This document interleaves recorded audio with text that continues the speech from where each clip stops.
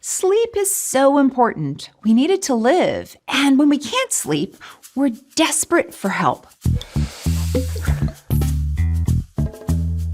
But lately, our fascination with sleep feels as if it's taken on an urgency. Do a quick internet search for sleep, and you'll find a slew of articles about how to make your sleep perfect. New gadgets, fancy alarm clocks, stay away from blue light. There are lots of services, products, and advice columns that tell us we're sleeping wrong. Not enough, not quality sleep, wrong position.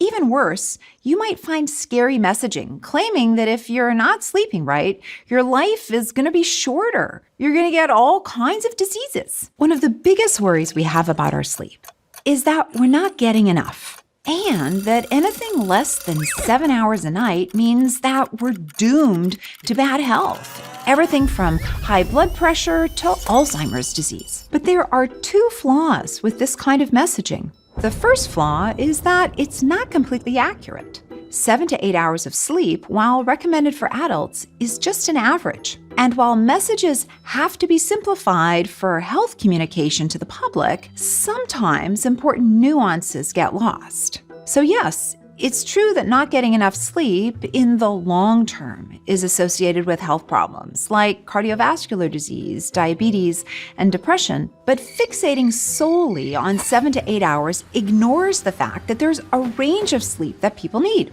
The duration of a good night's sleep can be different for different people. Some adults need 8, but some are just fine on 6. The second flaw with this kind of doomsday messaging is that it can be counterproductive, especially for people who do have trouble sleeping. For instance, in 2019, it was estimated that 21% of adults in the US were wearing sleep tracking devices, and that number's probably growing. And I get it. It's fascinating to see how much sleep you've gotten each night and to know what part of your night was spent in deep sleep or dreaming. But having all of that sleep data is causing some people to become obsessed with it. So much so that it's leading to a condition some call orthosomnia, a preoccupation with the constant need to achieve perfect sleep. And this condition, ironically, is causing more sleep problems. Now, orthosomnia might be an extreme example, but the anxiety of not getting enough sleep is keeping some of us up at night. So here's what some experts are saying. Stop fixating on the number,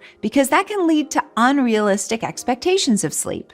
According to Dr. Colleen Carney, a psychologist and the head of the Ryerson University Sleep Lab, the basic questions you should ask yourself are, do I feel reasonably well rested during the day? Do I generally sleep through the night without disturbances? Or if I wake, do I fall back asleep easily? Can I stay awake through the day without involuntarily falling asleep? If your answers are yes to all three, you probably don't need to worry about your sleep. And if you're struggling with your sleep, instead of buying expensive blue light filters or fancy sleep trackers, try talking with your doctor to make sure there aren't any medical conditions that need to be explored first. Then, try evidence-based recommendations laid out by the American Academy of Sleep Medicine. What's really cool is that there's a highly effective therapy called Cognitive Behavioral Therapy for Insomnia, or CBTI. It doesn't have any medications involved,